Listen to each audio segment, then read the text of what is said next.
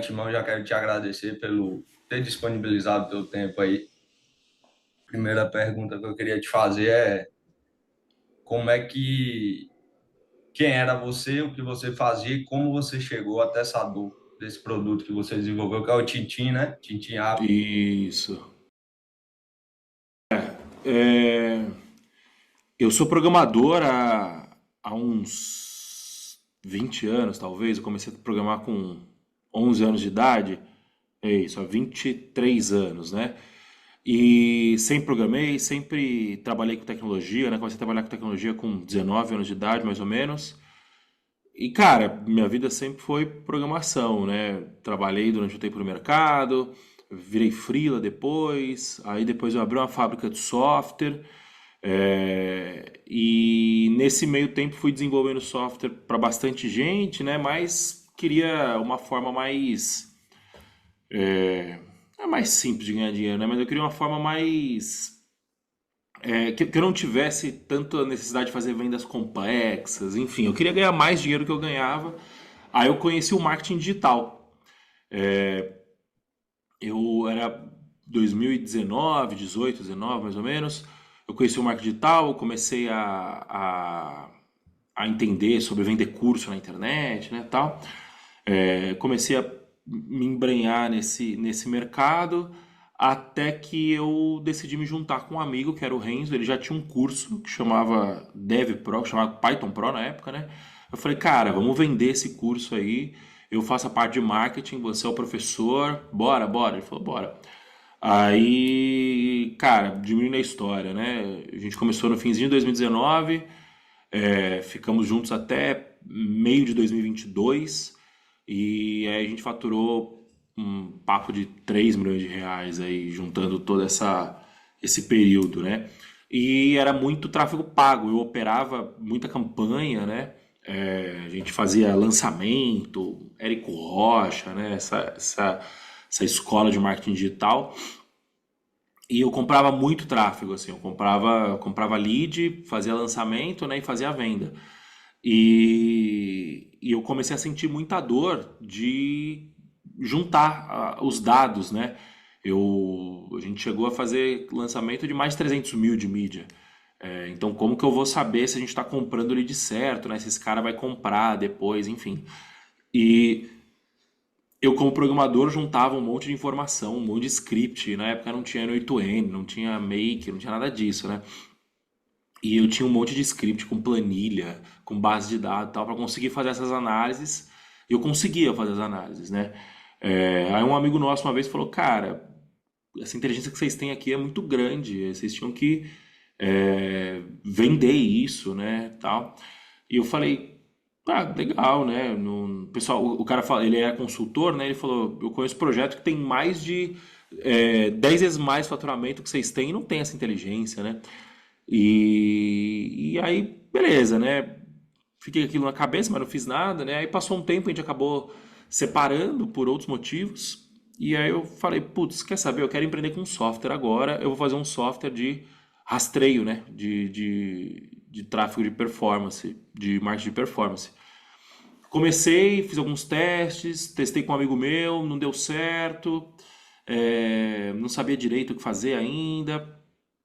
Aí eu acabei decidindo é, voltar para a prancheta e conversar com uma galera, buscar entender melhor o produto, né? Na verdade, o que eu fiz no começo foi que eu fiz um software ao invés de resolver um problema, né? E aí quando eu fui testar com esse amigo meu, ele me ajudou a testar e tal, mas o cara não tinha muito bem um problema ali a ser resolvido, né? Então não deu certo. Aí eu voltei pra prancheta, fui conversar com a galera para entender quais eram os problemas, né, que a galera tava tendo. Aí eu cheguei no WhatsApp. Um amigo meu falou, cara, eu tenho uma agência, a gente faz campanha para WhatsApp, né, campanha de mensagem. E quando tem campanha de mensagem, o negócio é completamente sem métrica, né? A gente opera completamente no escuro. E aí eu sentei, pensei numa solução, fiz um protótipozinho bem porco, pus na mão dele, falei, cara, resolve seu problema, é isso? Ele falou, resolve. Aí ele operou, aí eu fui conversando com uns amigos meus, esses amigos, cara, essa solução é muito boa, isso vai salvar minha vida. E a gente foi evoluindo, evoluindo. Nisso, esse processo todo foi uns 6 meses, mais ou menos, né? Aí quando virou janeiro de 23, eu coloquei o Tintim no ar oficialmente. E aí, dali pra frente, a gente só cresceu, graças a Deus. O tráfego direto Aham. não tem uma certa eficiência para vender assinatura. Quando é um produto específico, a pessoa, como direct response, vai lá, compra de imediato e tal.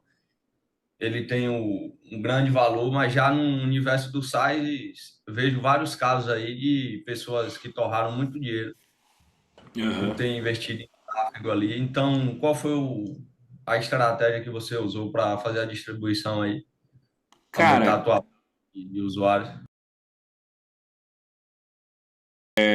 a gente. O tráfego por si só ele não resolve muita coisa, né? É, ele é importante, sem dúvida, mas se você não tiver uma mensagem correta, se você não tiver muito claro quem que é o seu público-alvo e o que você está querendo comunicar com ele e a sua capacidade de se comunicar com ele, só o tráfego não vai adiantar muita coisa, né? Eu acho que o erro que a galera comete é que eles acreditam que se você subir lá uma imagem e botar para rodar e mandar para home do site, as vendas vão começar a acontecer magicamente. E não é assim que funciona, né? Você precisa de muita intencionalidade. E eu tinha essa expertise já da época de marketing digital, né? Então, como eu fiz muito lançamento, a gente conhecia muito sobre copy, né? Copywriting, a gente entendia o valor de comunicar benefício e não comunicar feature, por exemplo. É, e eu sempre tive muito claro assim que eu preciso resolver o problema do cliente, né? O cliente não está interessado se eu vou resolver o problema dele com SaaS, se eu vou resolver o problema dele com serviço, se eu vou resolver o problema dele com a planilha. O cliente quer o problema dele resolvido, né? Então acho que o grande erro do profissional técnico que acaba não conseguindo ter sucesso com o tráfego pago, com marketing no geral, né? É essa falta de consciência, de focar muito na solução e focar pouco no problema, né? Como que a gente fez? A gente, logo no comecinho, testou uma estratégia de webinário, que é uma estratégia muito famosa, muito conhecida no marketing digital, né? E a promessa do webinário era justamente um benefício, né? Então, a gente prometia que o gestor de tráfego ia aumentar o lucro da agência dele com um software que era o Tintim, né? Então, essa promessa ela conversa direto com o desejo do cara, né? Ele quer aumentar o lucro dele, resolvendo um problema, que é eu não consigo atender direito os clientes que operam em WhatsApp, né? Os meus clientes que operam em WhatsApp. Então a gente entendeu isso através de muita pesquisa, muita conversa com o usuário, né? Chegamos nesses benefícios e, cara, aí a conta começou a fechar. Mas assim, foi muito teste, muita interação. A gente ficou tentando vender direto no webinário durante muito tempo, não conseguia vender, né? A gente vendia, sei lá, a gente fazia um webinário semanal, capturava umas 100 pessoas, 150 pessoas, colocava umas 20, 30 pessoas na live e fazia 3 vendas, 2 vendas, né? Aí a gente tentou um dia mudar isso e mandar, ao invés de fazer a venda na live, o que a gente fazia era mandar esse cliente para conversar com um closer, né, com um vendedor.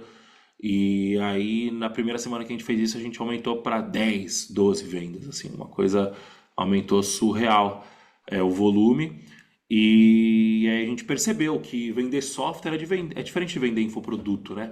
Porque vender software é, é muito tangível, né? O infoproduto, ele todo mundo sabe como que vai ser a entrega de um infoproduto. Vão ser aulas gravadas e um conteúdo programático ali. O máximo que você vai ter é uma dúvida no conteúdo em si, mas o infoproduto ele é intangível, né? Ele é conhecimento.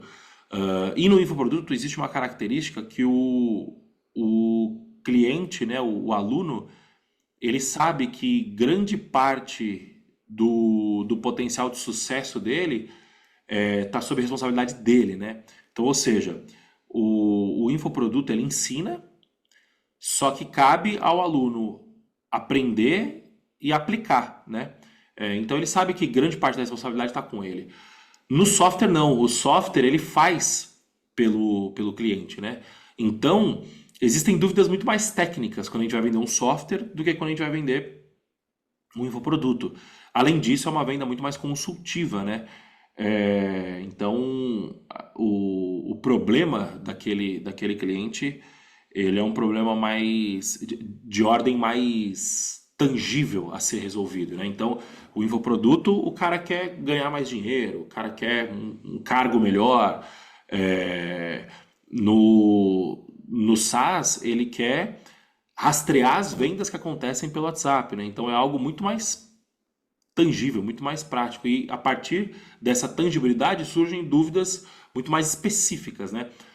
Então quando a gente começou a mandar para o Closer, aí começou a vender muito mais, porque o Closer tirava essas dúvidas e quebrava as objeções ali na hora. E essas objeções muitas vezes eram objeções técnicas, né? Então, respondendo sua pergunta, eu acho que o tráfego pago ele é uma excelente ferramenta para você gerar consciência e desejo, né? Só que ele sozinho não vai vender, né? O que vai fazer vender é o time de vendas, né? Se você tiver um software que é Product-led Growth, né? Ou que é self-service, talvez você consiga vender sozinho, mas aí eu já acho que tráfego pago não é o melhor caminho, porque o tráfego pago ele é um tráfego caro, né? É, então, eu acredito que se a pessoa está querendo investir em tráfego pago, que na minha opinião é um dos melhores tipos de tráfego que existem, né? Porque você tem controle do quanto que você está investindo. Se a pessoa quer investir em tráfego pago, eu acho que ela tem que ter consciência que ela vai ter que aprender muito sobre marketing, sobre copy, principalmente, e eu acho difícil a conta fechar se você não tiver um vendedor para finalizar essa venda, né? É, Acho que é isso sobre tráfego como um todo. Então, o webinar ali serviu basicamente para gerar uma consciência maior do benefício do produto e o close ali para tipo gerar uma urgência, quebrar as últimas objeções ali para poder Exatamente. aumentar essa conversão, né? Exatamente. Você está iniciando agora, lançando um produto no mercado, você não tem um histórico ali para saber, tipo um LTV, para saber o que aquele usuário vai te gerar de lucro. Qual valor seria um ideal assim para você, tipo, minha assinatura custa 100. Qual seria um valor ideal assim de CAC que eu poderia ir para saber aqui eu tá dentro da métrica, né? Compensa ainda, exemplo, gastar R$ 300, que seria 3 meses do uso, supondo que ele passaria 3 meses usando o meu Uhum. aplicativo. A conta é difícil, né? Porque cada mercado é um mercado, cada tipo de software é um tipo de software, cada público é um tipo de público. Ah, Você tem aquela métrica básica de mercado, né? Que o LTV tem que ser pelo menos 3 sobre um, né? Sobre o CAC. Então, para R$ 1 de CAC, você tem que ter pelo menos 3 de LTV, né? O custo, eu gosto de trabalhar em cima desse número, né? Então, pelo menos 3 de LTV sobre CAC. É, e, e, e aí, CAC, a gente tem que levar em consideração também que tem que entrar time de vendas, tem que entrar time de marketing. Não é só o dinheiro de mídia, né? É, tá, você está operando sozinho? Beleza, então saiba que esse CAC ele não é real, né? Um CAC real de verdade coloca gente, ferramenta. Então, levando em consideração que a gente está falando de um CAC real, a gente está falando, sei lá, nesse exemplo de 3 meses, né? O cara precisaria ficar pelo menos 9 meses na sua ferramenta. é difícil saber se a pessoa vai ficar 9 meses, né? No começo, eu não ligaria para isso, na real. No começo, o que eu faria é validar se o software está funcionando e ter consciência que você está investindo para conseguir os seus clientes. E no começo, você está investindo para coletar esses dados, né? Então, você começou falando, não existe, você não tem dado ainda para saber, né? Como que você vai garantir, então, que vai dar lucro? Você não vai garantir. Você vai ter que trabalhar para coletar esses dados e para aprender. É, por isso, eu acredito que quanto mais enxuto você for no começo, melhor. Então, se você mesmo fizer as vendas, porra, melhor. Ou se um sócio faz as vendas, melhor ainda, porque o seu CAC ele vai estar subsidiado, digamos assim, né? Porque você não tem time, você não tem é, gestor, você não tem vendedor, você tem pouca ferramenta, né?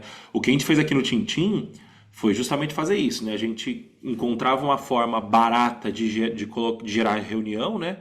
Que era através do webinário, e um dos nossos sócios vendia e o salário de todo mundo estava baixo, né? Então, o salário dele era baixo, o meu salário era baixo, então a gente estava investindo ali mesmo, né? Eu comecei a ganhar dinheiro mesmo com o meu software, e quando eu falo ganhar dinheiro, eu estou falando de andar de Ferrari, fazer viagem de executiva, não é isso, né? Eu consegui começar a pagar as minhas contas com o meu salário do Tintim a partir do segundo ano só, a partir do terceiro ano, na verdade, né? Eu fiquei 2023 inteiro, assim, com um salário super pequeno, que pagava coisa de metade das minhas contas, o resto eu fui pegando de poupança, outros dinheiros que eu tinha para receber antigamente, né? 2024 eu aumentei um pouquinho esse salário, mas ainda assim não foi suficiente. Eu só consegui começar a pagar minhas contas mesmo agora em 2025, né? Então, eu acho que no começo a gente não tem que se preocupar com CAC, com LTV. No começo você tem que se preocupar com Product Market Fit. O que significa Product Market Fit? Significa que você precisa encontrar uma solução para um problema latente no mercado, né? E o Product Market Fit ele é a peça central para você conseguir baratear todo o resto, né? Por quê? Porque Product Market Fit você vai ter a venda vai sair fácil. Você não vai precisar botar uma puta cópia agressiva, você não vai precisar investir rios de tráfego, você não vai precisar fazer 18 follow-ups do seu cliente, a venda vai acontecer fácil. E o Product Market Fit ele tem uma outra característica que ele gera indicação, ele gera boca a boca. Então, até hoje, 30% dos trials que acontecem no Tintim, eles vêm de indicação. Então, ou seja, mesmo a gente rodando uma máquina forte de tráfego, tipo, estamos indo aí para, sei lá, 6 dígitos de investimento mês, a indicação ainda é muito forte. Então, isso barateia o CAC como um todo, você entendeu? Então, respondendo sua pergunta, né? Eu não acho que CAC tem que ser um foco. Eu acho que o foco tem que ser Product Market Fit, se custeia, putz, pega investidor, investe do seu próprio bolso, né? Na maioria das vezes o próprio sócio é o seu próprio investidor, né? E no começo buscar fontes de tráfego baratas, né? Você não precisa sair fazendo tráfego pago logo no começo. Você pode buscar fazer uma venda mais um a um, chamar a galera, participar de grupos, de comunidades, é, tentar dar palestra em eventos, né? Então, existem outras formas. Eu acho que o tráfego pago ele é combustível potente, né? Então, só vai fazer sentido você rodar um tráfego pago quando você já tiver com as premissas muito bem azeitadas, né? A gente demorou bastante para colocar dinheiro relevante assim em tráfego pago. A gente ficou meses e meses colocando R$ 2.000, R$ 3.000, só para gerar algum lead ali para poder aprender, gerar cliente. Eu mesmo fazia as vendas no começo, né? Depois era o nosso sócio que responsável por vendas fazer essas vendas, né? Então eu acho que o foco primário é Product Market Fit. Depois que você encontrou o Product Market Fit, que você tem ali um cheiro de que o negócio tá redondo, aí sim você coloca a grana, mas ainda com parcimônia para poder começar a aprender com os dados, né? Ou seja, validar ali primeiro o produto antes de escalar com o tráfego, né? É isso Porque aí. se a gente escala um produto que não está validado ainda, vai estar escalando um prejuízo, né? Uhum. Então, aí, pelo que você falou, é como se o tráfego fosse ali um gatilho para gerar um efeito cascata. O efeito cascata ali seria um boca a boca, que é um Isso. grande.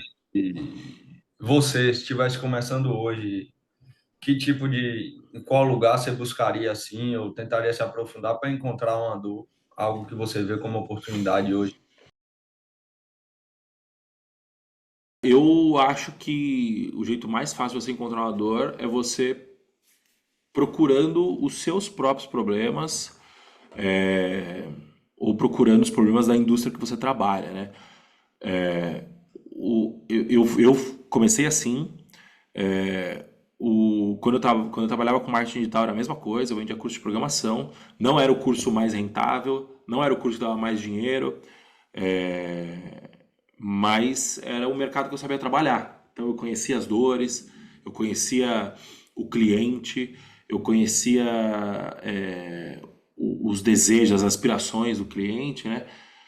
Então, pelo lado de marketing, era mais fácil fazer marketing, e pelo lado de produto, no marketing digital, quem cuidava de produto era o meu sócio, né? Então eu não olhava tanto para isso, mas aqui no Tintim eu sabia o que o meu cliente queria, porque eu era o cliente antes, né? Eu sabia as dores que eu tinha, né? Então eu acho que o melhor lugar para você procurar é esse, né? Tem um conceito que o pessoal chama de Founder Market Fit, que diz que o Product Market Fit é o fit do produto com o mercado, né?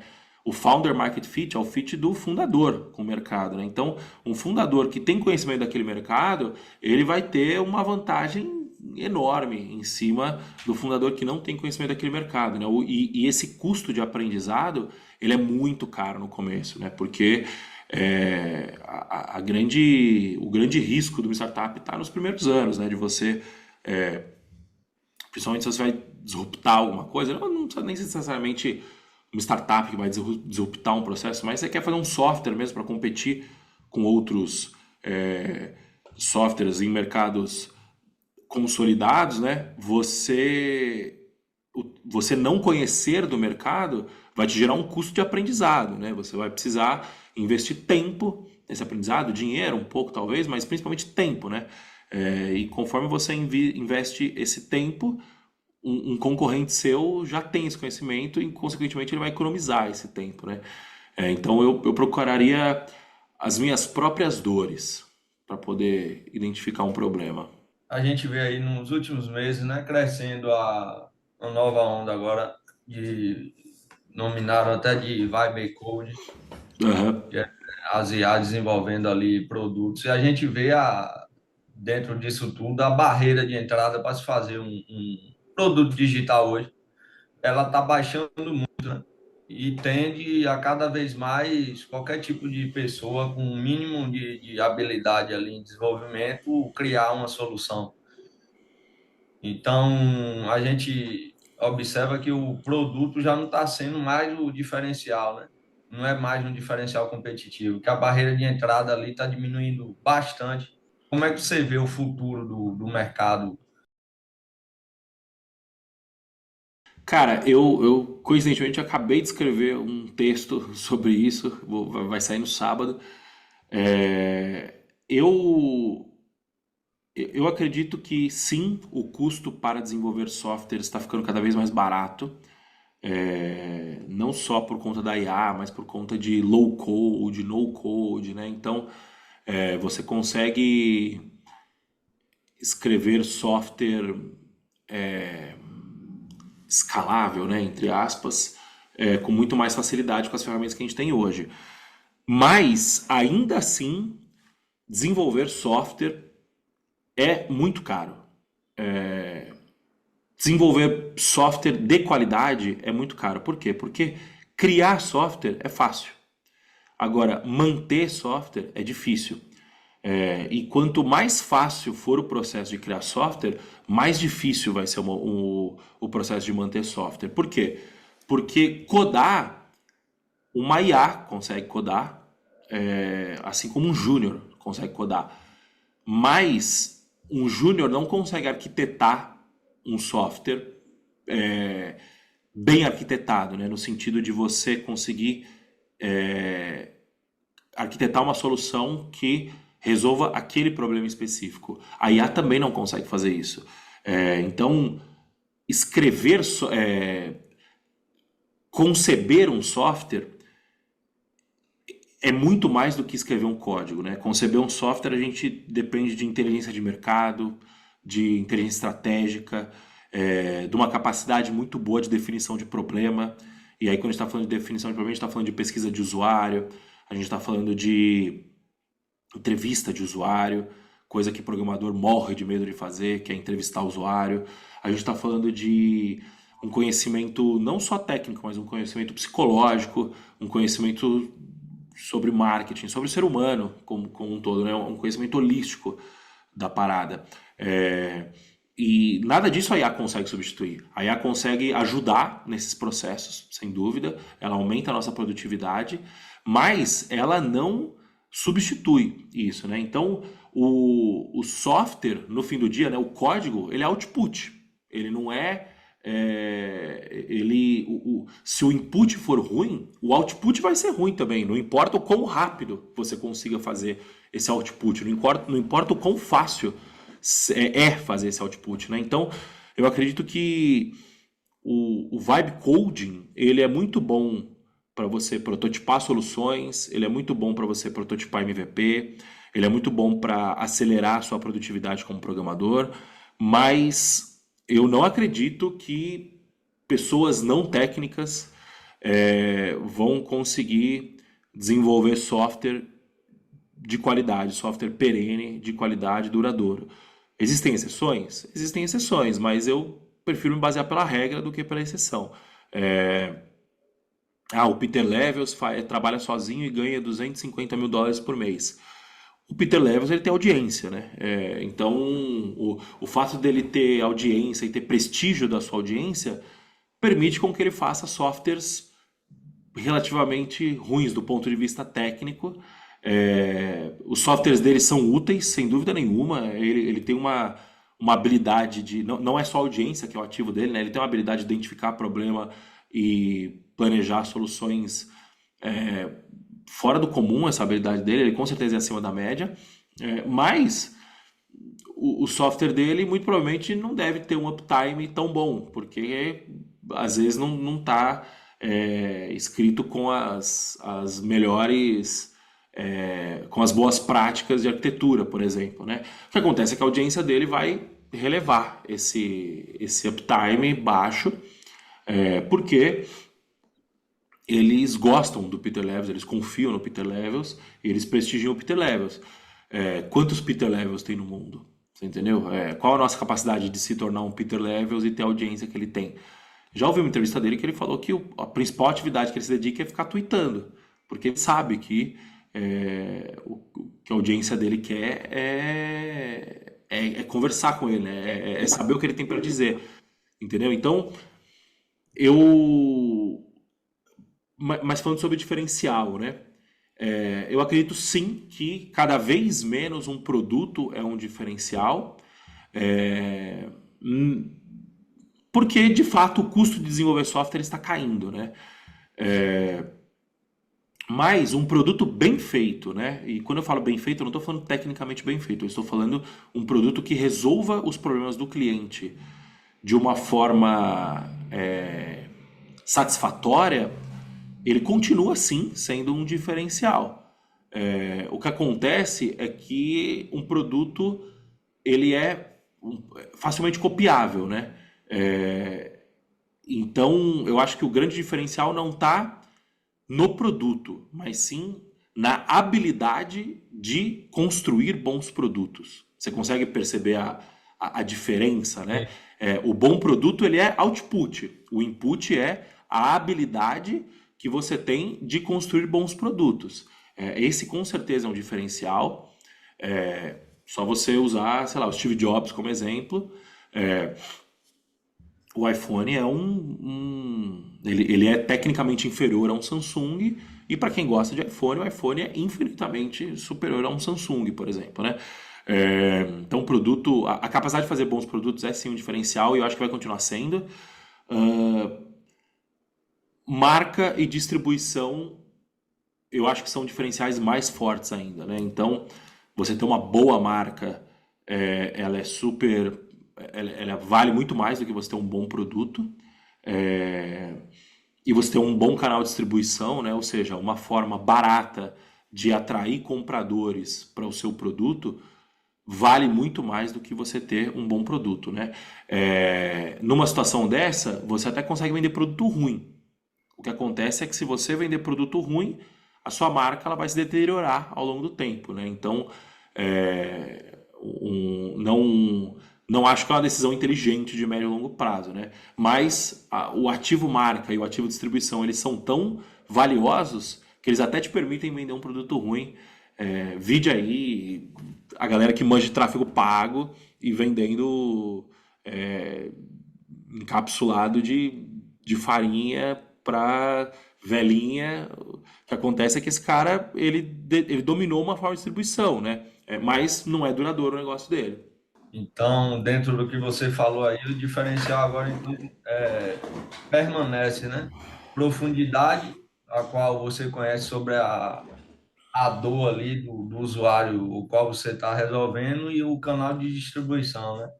Sim. Continua sendo muito importante. Conversando agora a respeito de valores, você se sente confortável em falar a questão de faturamento, valor, como é que vocês estão hoje? Batemos 600 mil de MRR há uns 15 dias atrás, talvez. Ou semana passada, não lembro. Estamos perto ali dos 600 mil de MRR, um pouquinho para cima. Ah, e é isso. Estamos com 1.500 clientes ativos, um pouquinho mais que 1.000 clientes, um pouquinho mais que 1.500 clientes ativos. Temos mais de 4.000 WhatsApps conectados aqui dentro hoje em dia. É, time com 25 pessoas mais ou menos, chegando perto de 25 pessoas, todo mundo remoto. E é isso. Deixa só um conselho final aí para a gente que está querendo alcançar resultados como você hoje se tornou, né, autoridade aí nesse mercado. Eu acho que eu estou muito longe ainda de ser uma autoridade nesse mercado. Tem gente muito maior que eu. Mas, cara, eu tô nesse mercado há bastante tempo, né? Experiência pelo menos eu tenho. É, o meu conselho é: software SaaS é jogo de longo prazo, de muito longo prazo. Se você está precisando de dinheiro rápido, eu acho besteira fazer SaaS. É, Se você quer renda extra, renda passiva, eu acho besteira fazer SaaS. SaaS é um jogo complexo de ser jogado, não é simples. E existem muitas peculiaridades no software, em desenvolver software como serviço. Então, se você quer entrar no SaaS, saiba que você vai entrar para jogar. Você só vai ter benefício de verdade se você estiver disposto a jogar o jogo de longo prazo. Eu comecei, como eu disse, né? Eu fiquei 2 anos queimando dinheiro, queimando a minha reserva financeira, o dinheiro que eu tinha juntado a vida inteira para sobreviver, para não tirar dinheiro da empresa, para a empresa conseguir se manter. E só depois de 2 anos que eu comecei a conseguir pagar as minhas contas, né? Eu ainda não estou ganhando dinheiro do jeito que eu gostaria com SaaS, e eu imagino que isso não vai acontecer rápido também, né? Dito isso, o retorno é muito grande, né? Porque hoje a gente tem uma empresa que tem um faturamento robusto, dadas as devidas proporções, né? É um faturamento robusto, é um faturamento que ele é recorrente, então eu tenho uma previsibilidade muito grande. Eu tenho uma segurança muito maior, né? Porque se eu estivesse vendendo curso ou alguma venda que acontece uma vez só, eu teria que praticamente todo mês começar do zero de novo, né? Então essa recorrência me traz um pouquinho mais de segurança. E eu tenho um software que é um ativo, né? Que ele pode ser vendido, uma empresa, um software, que ele pode ser vendido lá no futuro. Então, ou seja, eu estou trabalhando para ganhar dinheiro agora e estou trabalhando para construir um ativo que tem valor e que pode ser vendido no futuro, né? Então, acho que esse é o melhor dos cenários quando a gente está falando de empreender e ganhar dinheiro. Não é só que, como tudo na vida, dá trabalho, dá muito trabalho e demora tempo até você ver resultado, né? Mas quando você vê resultado, é juros compostos, né? Então, se você tá na pegada de aguentar esse longo prazo, eu acho que SaaS é uma ótima iniciativa. Se você tá só pelo dinheiro, cara, tem formas muito mais simples de ganhar dinheiro. Mas quero agradecer mais uma vez. Obrigadão aí pelo seu tempo aí. É isso aí. Valeu, obrigadão, meu irmão. Valeu, Thiagão, que Continuar isso. Tamo acompanhando o junto. teu trabalho lá e Tamo junto. Me marca aí que eu quero assistir e quero divulgar aqui também. Beleza? valeu, irmão. Valeu, Valeu, obrigadão. cara. E Valeu, até abraço. mais. Tchau, Valeu. tchau.